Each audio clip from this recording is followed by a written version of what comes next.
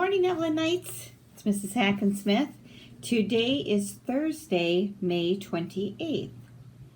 And I'm looking at our matrix today, and it says we are going to read a story called Tiki Tiki Tembo. You might have heard of this story. And then from this story, we're going to talk about summarizing. Alrighty, so let's take a look here. Tiki Tiki Tembo, it's retold by Arlene Moselle, and retold because Tiki Tiki Tembo is a folk tale, which means that it is a story that has been orally told to daughters and to sons and to granddaughters and grandsons throughout generations. So it's just gone on down the line. So I've got our chart here. Our genre today then is folk tale, an old story that has been told again and again for generations. And folk tales will often explain an everyday lesson about life. So as we read this story, I want you to be thinking about what is the lesson that this story is trying to teach us. Excuse me, I want you to make a prediction. And then we'll talk about that lesson at the end of the story. The story takes place in China. As you can probably tell from the cover, it looks very oriental. The people are wearing traditional Chinese clothing. And over here, we see Tiki Tiki Tembo sitting up on top of the well. This is a well, an old-fashioned way of getting water. They would have the pulley here, and then there was a bucket at the end, and the bucket would get the water down in the well, and then you would pull it up. And that's how people used to get water a long time ago. But right here, Tiki Tiki Tembo has a kite. It's really kind of cool. Has a lot of detail. It looks kind of like a butterfly. Kites were made first in China 2,000 years ago. And I think if you have a kite on a good windy day, it can be a lot of fun if no trees are around. All right. So our story is a folk tale. Takes place in China. It's going to teach us a lesson. And we're going to think about summarizing. Now, when you summarize, that is when you connect the most important events to tell the story in a shorter way. And I've got a little anchor chart here that I found online. Summary, SWBST. So it's easy to summarize if you think about these sentence starters. Somebody in the story wanted something, but there was a problem, so they had to solve the problem, and then finally what could be done at the end of the story. Okay, so it says the summary retells the most important parts of the story in a much shorter version. It tells what happens. It only uses important details, not all the little details, just the most important events. It uses a mix of key words and your own words. So you don't just rewrite using the author's words. You put it into your own words too, but you use some of the important words from each event in your summarizing. And then you do not include any opinions here. Let me see if I can get that glare off of there. So no opinions. There we go. All right, so this is a summary. Somebody wanted, but so then. You also might see this on your finger. Somebody wanted, but so then. So if you think about those sentence starters when you're writing a summary, you'll have no problem in summarizing the story. I'm trying to get situated here so I can use my chart here. All righty. So some of the vocabulary in the story, we have the word custom. A custom is when people do something the same way all the time. It is a custom for us before any type of a sporting event. We will usually either sing or listen to the national anthem. That's our nation's song, the one that goes, "Oh, say, can you see?" That one. All right, so that is one of our customs. And every country has their own customs. It's a cultural thing. Honored. Someone who is honored is treated with special attention because of who he or she is or something that he or she has done.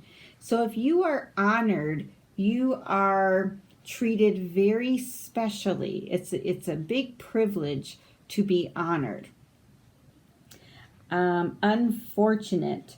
Unfortunate is when somebody has bad luck or bad things happen to them. We've had a very unfortunate turn of events starting in March of this year when the COVID-19 had to close down our schools. That is an example of a very unfortunate thing to happen. Alrighty, so without further ado, I think we're ready to read our story. Don't forget, you are thinking about the lesson that the story is trying to teach us. And you're going to be looking for the most important events to summarize the story. Remember the words. Somebody, I got to think about them. Let me go back here. Somebody wanted something, but there was a problem, so they did this, and then this happened. All right, so if you think about it that way, that will give you a good way to remember how your summary should go. All right. Tiki Tiki Tembo. On the back it says, Tiki Tiki Tembo falls into the well. Will he be rescued? Dun, dun, dun. All righty, so here we go. So this is their village. They live in the mountains in China.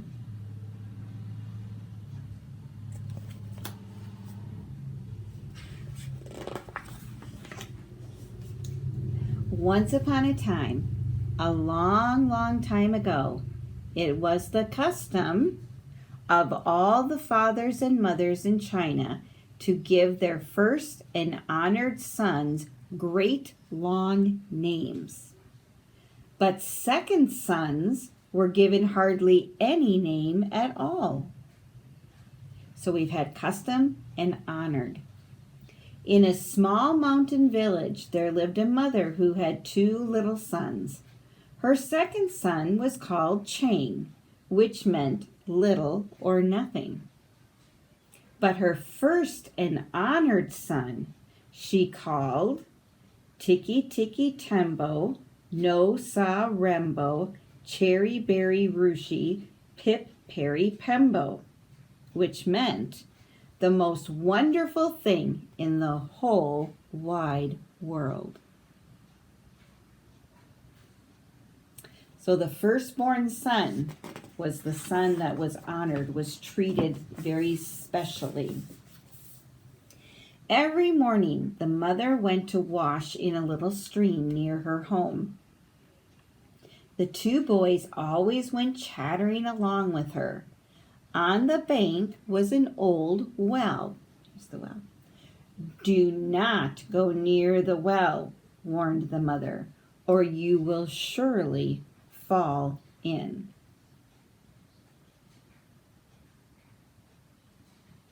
Now, do you think those boys will listen to their mom? Doesn't look like it from the picture.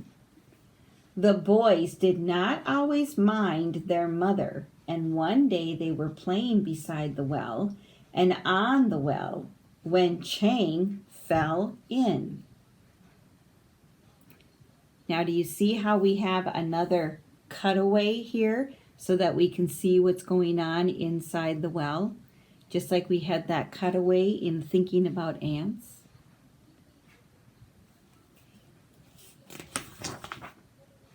Tiki Tiki Tembo, No Sa Rembo, Cherry Berry Rushi, Pip Perry Pembo ran as fast as his little legs could carry him to his mother and said, Most honorable mother, Chang has fallen into the well. The water roars, Little Blossom. I cannot hear you. said the mother. Then Tiki Tiki Tembo, No Sa Rembo, Cherry Berry Rushi, Pip Perry Pembo raised his voice and cried, "Oh, most honorable one, Chang has fallen into the well." "That troublesome boy," answered the mother. "Run and get the old man with the ladder to fish him out." Does she seem very worried about him? She's not very worried about him. Then Tiki Tiki Tembo, No Sa Rembo, Cherry Berry Rushi, Pip Perry Pembo ran as fast as his little legs could carry him to the old man with the ladder and said, "Old man with the ladder, Chang has fallen into the well. Will you come and fish him out?" "So," said the old man with the ladder, "Chang has fallen into the well." They don't seem to be too concerned, do they?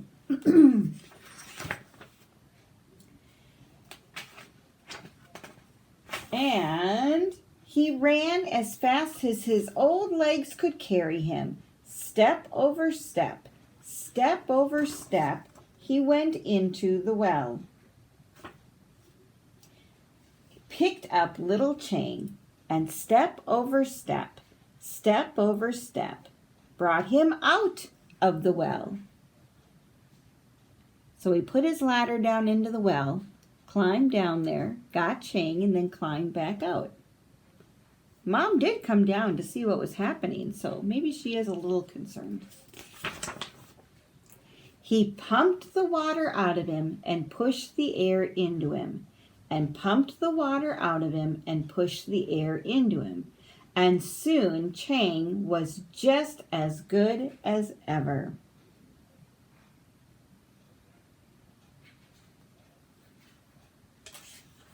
Thank goodness. And then the children went on playing with their kites. They're having a celebration.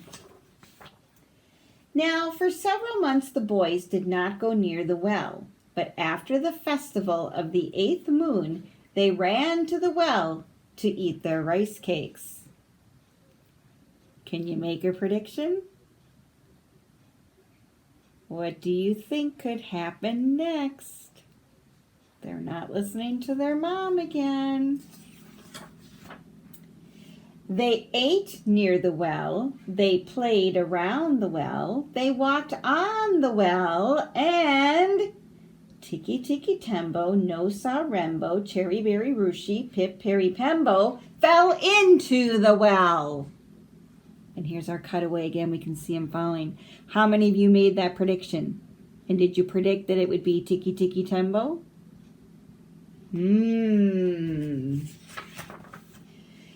Chang ran as fast as his little legs could carry him to his mother and said, "Oh, most honorable mother, Tiki Tiki Tembo, No Sa Rembo, Cherry Berry Rushi, Pip Perry Pembo has fallen into the well." "The water roars, little one, I cannot hear you." She's down doing the wash. So little Chang took a deep breath. "Oh, mother, most honorable," he panted. "Tiki Tiki Tembo, No Sa Rembo, Cherry Berry Rushi, Pip Perry Pembo has fallen into the well." "Troublesome child, what are you trying to say?" said his mother.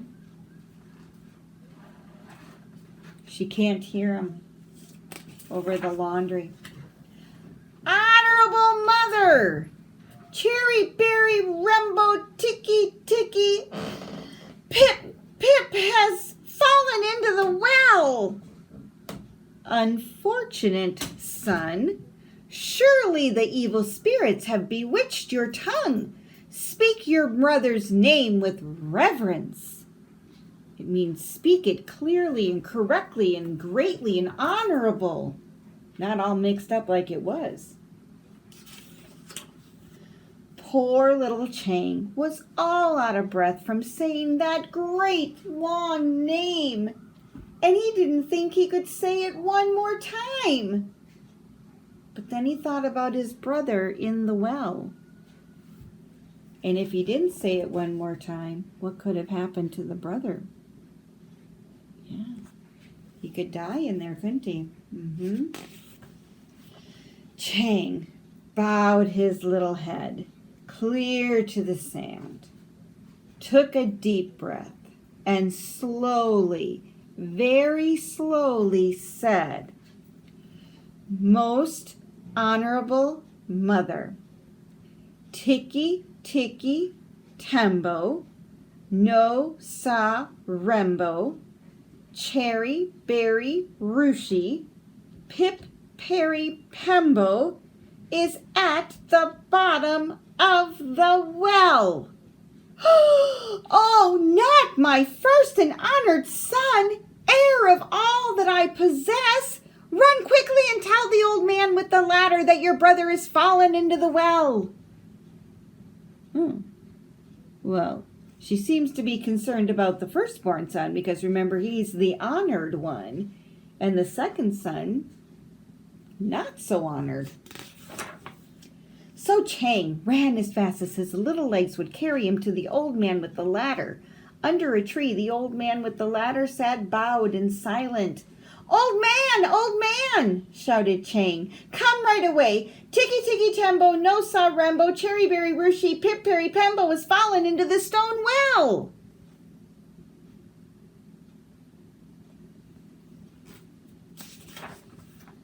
But there was no answer.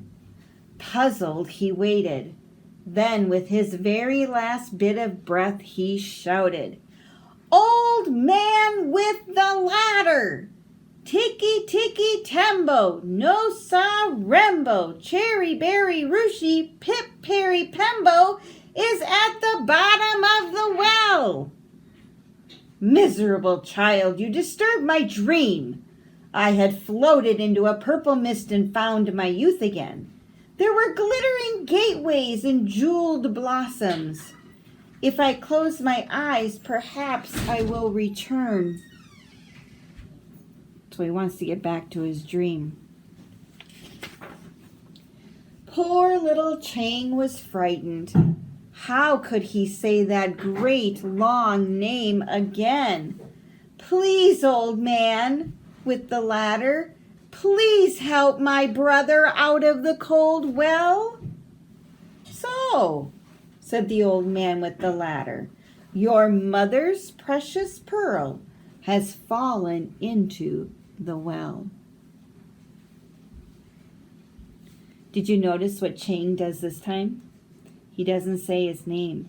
He says, "Will you please help my brother?"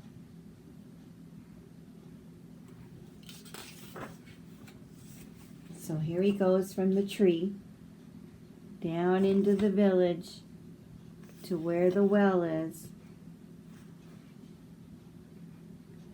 Mother's at the well. The old man with the ladder hurried as fast as his legs could carry him. Step over step, step over step, he went into the well. And step over step, step over step, out of the well with the little boy in his arms. Then he pumped the water out of him and pushed the air into him, and pumped the water out of him and pushed the air into him.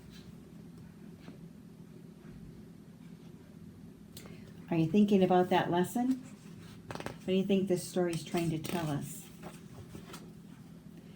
But little Tiki Tiki Tembo, no sa rembo, cherry berry rushi, pip perry pembo, had been in the water so long, all because of his great long name, that the moon rose many times before he was quite the same again.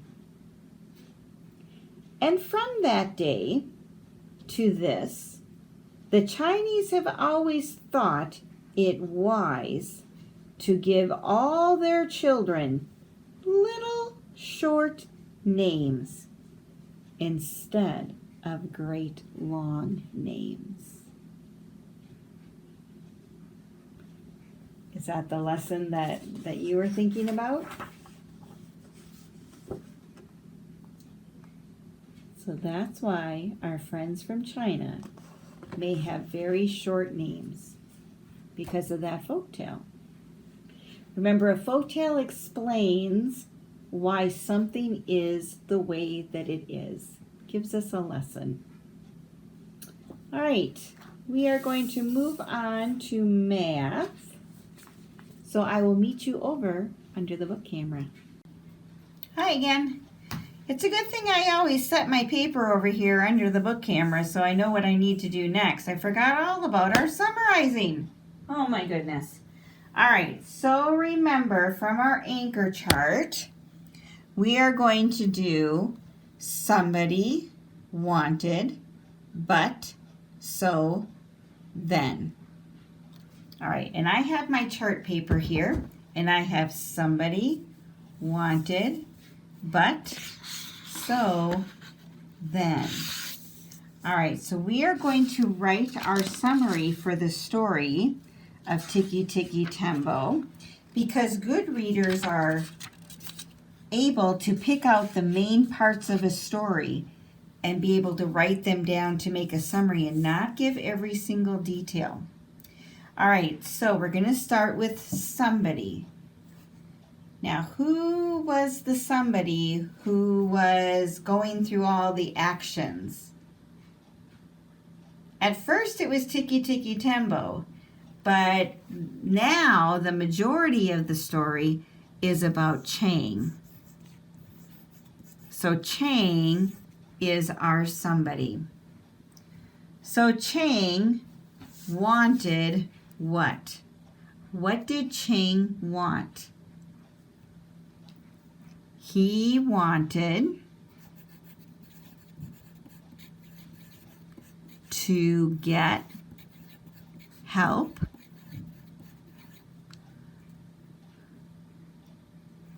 for his brother.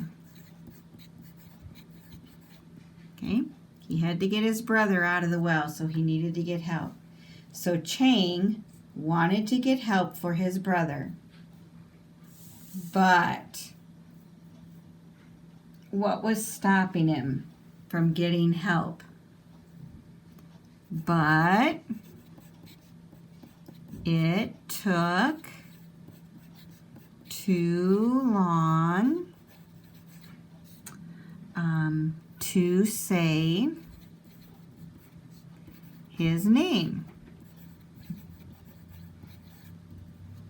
Okay, it took too long to say Tiki Tiki Tembo no Sa Rembo, Cherry Berry Bush Roosh Rooshki Pip Perry Pembo. I'm not reading it, I don't have time to have it memorized. All right, so then what happens? So his brother almost died. Yep. It took so long to get Mom to help, to get the old man with the ladder to help, that he was under the water so long that, remember, it took him many moons. That means it took many days for him to get better. Okay? So then, at the end of the story, what happens at the end? Tiki Tembo was saved. Okay?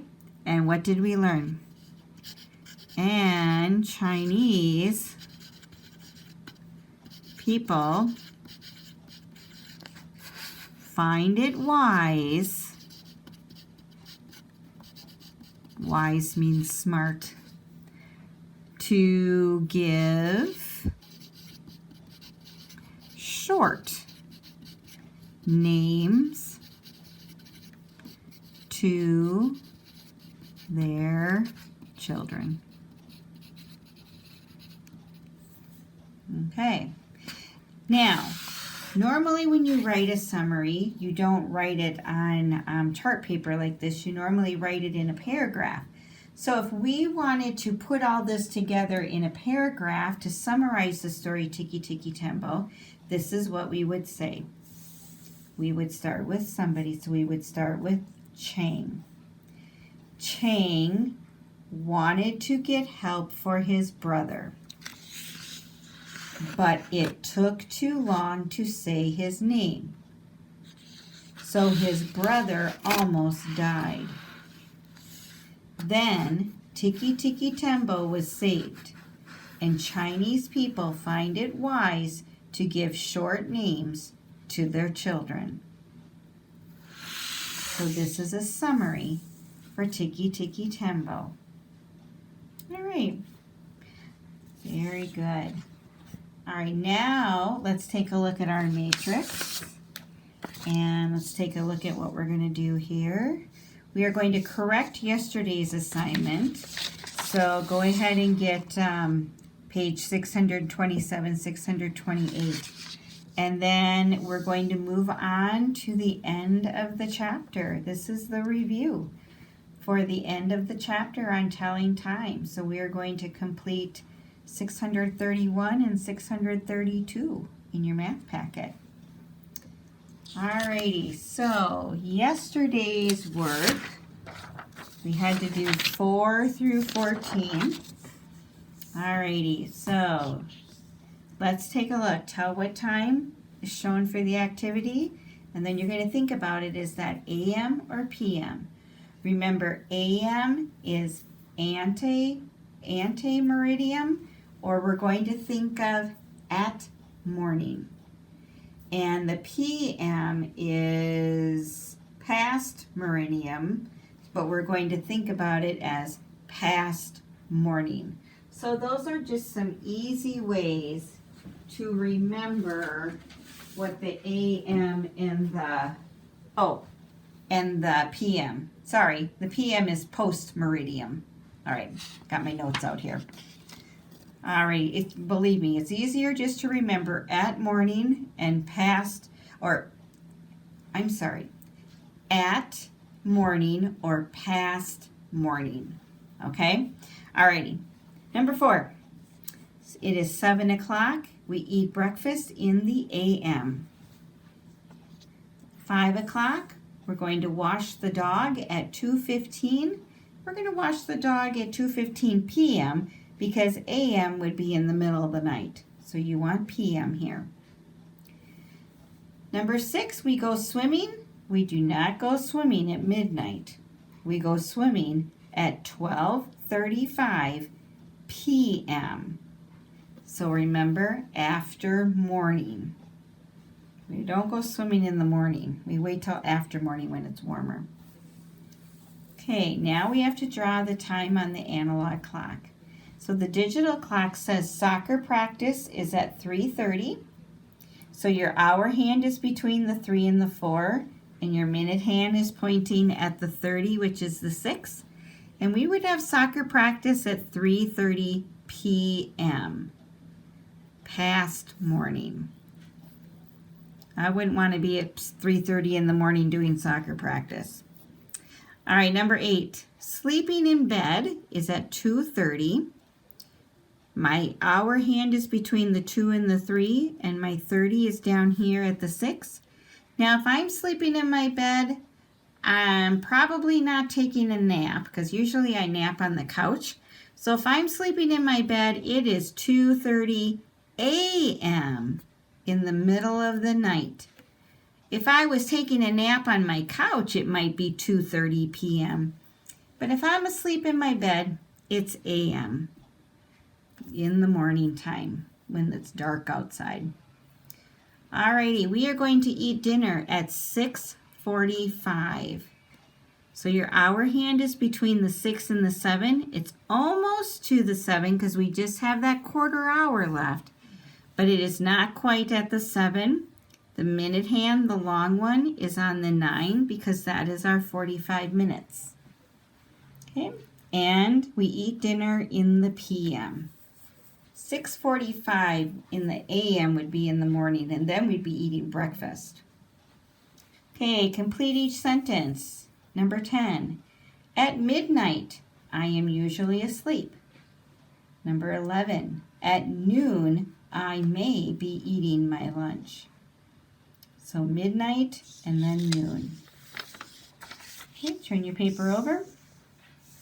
Take a look at number 12. Zach has lacrosse practice at 4. Would that be 4 a.m. or 4 o'clock p.m.? 4 o'clock p.m. after morning. Okay, after lunch. It's 2:25. Lakota is going to the library in an hour. What time will she go to the library? An hour after 2:25 is 3:25. So my hour hand is between the 3 and the 4. And here's my 25 minutes. 5, 10, 15, 20, 25. So this is what 3:25 looks like, and that would be p.m. because the library would not be open at 3:25 a.m. That's in the middle of the night. Okay, let's look at our brain builders. It's 3 o'clock. Are you more likely to be on your way home, 3 o'clock a.m. Are you more likely to be on your way home from school or sleeping in your bed? I would definitely be sleeping in my bed because a.m. is at morning. That's in the middle of the night. We do not get home from school in the a.m. And then the right math. Christy wants to go to her friend Jill's party, but Jill said 1:30 a.m. It's wrong.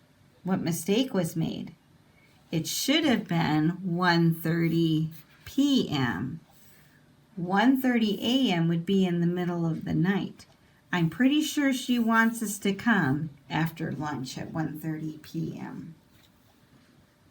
All right, so hopefully you did well on that.